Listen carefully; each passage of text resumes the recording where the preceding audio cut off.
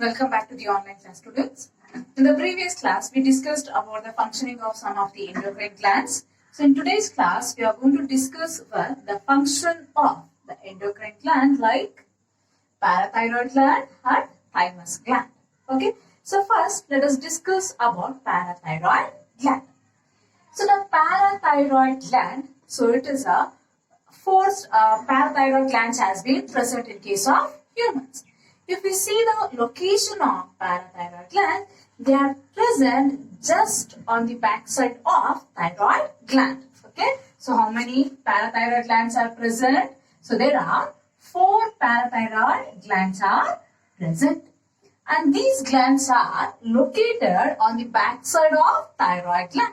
So the diagram you can see here. So this is the trachea part. Okay. So the red color which I have written is the thyroid gland.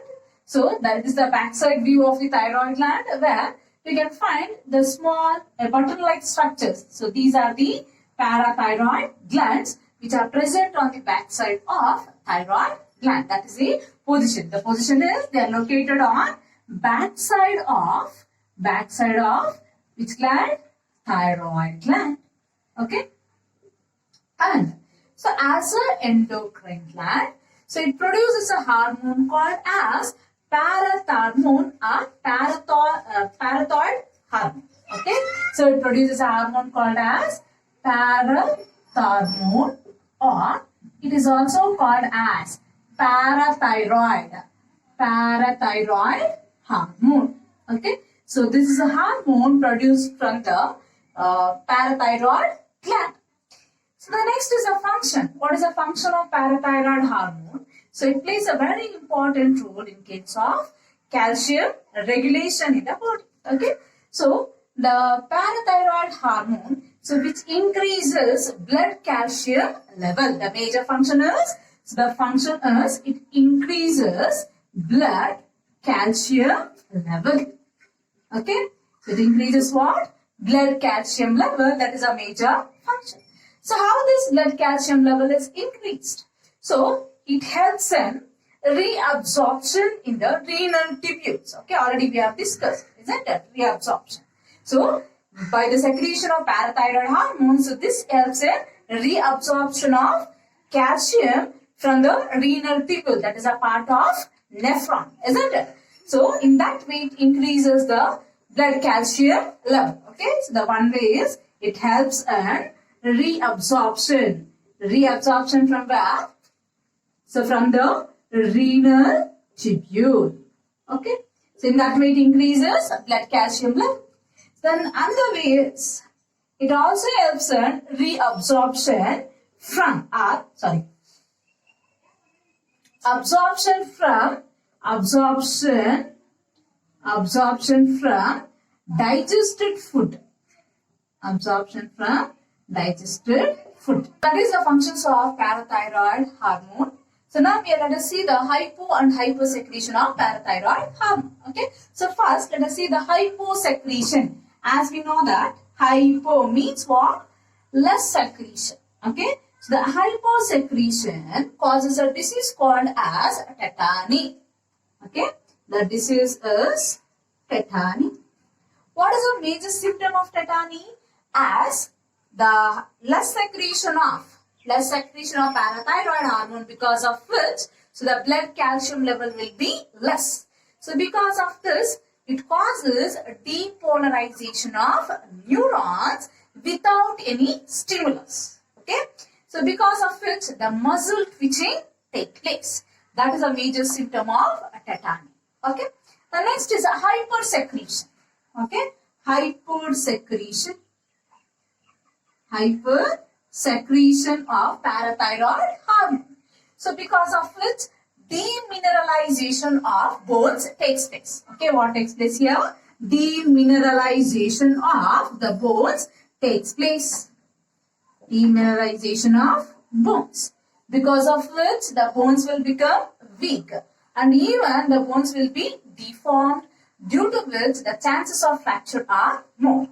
That is regarding parathyroid gland. The next one is thymus gland. So it is a bilobe structure, means it is made up of how many lobes? 2 lobes. It is a bilobed structure. Bilobed structure. And if you see the position of thymus gland, so this thymus gland is located just in front of the aorta and near to the heart. That is in the thoracic region. You can see the position of thymus gland. Okay, the position is, it is located in front of the aorta of heart. Okay, so that is in the which region? Thoracic region. Okay, and as an endocrine gland, it produces a hormone called as thymosin. So the hormone called as thymosin. Thymosin is the hormone. So the function of this thymus gland or thymosin is, which plays a very important role in cell-mediated immunity. Okay, so it plays a very important role in cell-mediated immunity. Okay, I'll tell you what it is. Okay, cell-mediated immunity. And it also provides a place for proliferation, that is multiplication and maturation of T lymphocytes. Okay, so the thymus gland provides the place for proliferation. Proliferation means multiplication and maturation. Maturation of T lymphocytes. Maturation of T lymphocytes. As we know that the lymphocytes, which play a very important role in providing immunity to the body.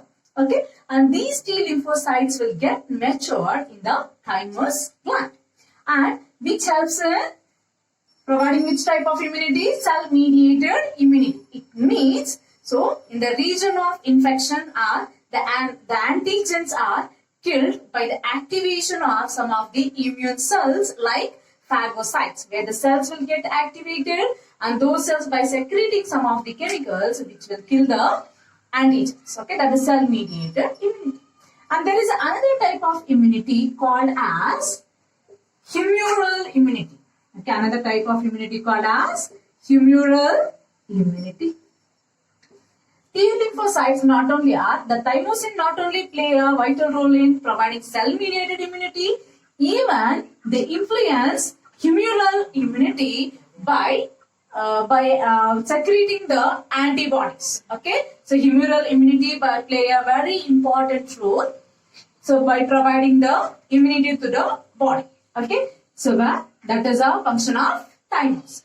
And this thymus gland, if you see the size of the thymus gland, the size will be larger in case of young ones, and the size will be degenerating. It is getting degenerated in case of the aged persons. Okay, because of which in the aged persons the thymosin secretion is less, and because of the thymosin secretion is less, the cell-mediated immunity or immune response in case of aged persons is weak. Is it clear? So, if you see the size of the thymus gland, so in case of children, the size of the thymus gland is more. So, are larger and when compared to the aged person. Okay. In case of aged person, the thymosin secretion is comparatively less as the thymus gland is getting degenerated, and immune response is weak. Immune response is weak. Okay, that is regarding the thymus gland and thymosin. So let us see some of the questions related to the topic. First question, thymosin stimulates option A, milk secretion, erythrocytes, C, T lymphocytes, D, melanocytes. The answer is, it is T lymphocytes will get stimulated. Second question, role of thymus in Homo sapiens is chiefly concerned with A, reproduction, B, immunology, C, calcium balance, D, blood coagulation. Okay, so as we know that it is mainly related to what? Providing immunity. So the answer is B. The next question, parathyroid deficiency produces muscle cramps or tetany as a result of lower blood calcium level, enhanced sodium level, C. Enhanced blood glucose. D. Enhanced blood calcium. So it is caused by less amount of blood calcium. Option A is the answer. Next, the blood calcium level is lowered by deficiency of calcitonin, B. Parathyroid, C. Thyroxine, D. Both calcitonin and parathyroid. Answer is parathyroid, B.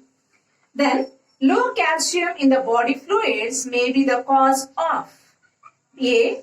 Angina pectoralis, B. Gout, C. Tetany, D. Anemia.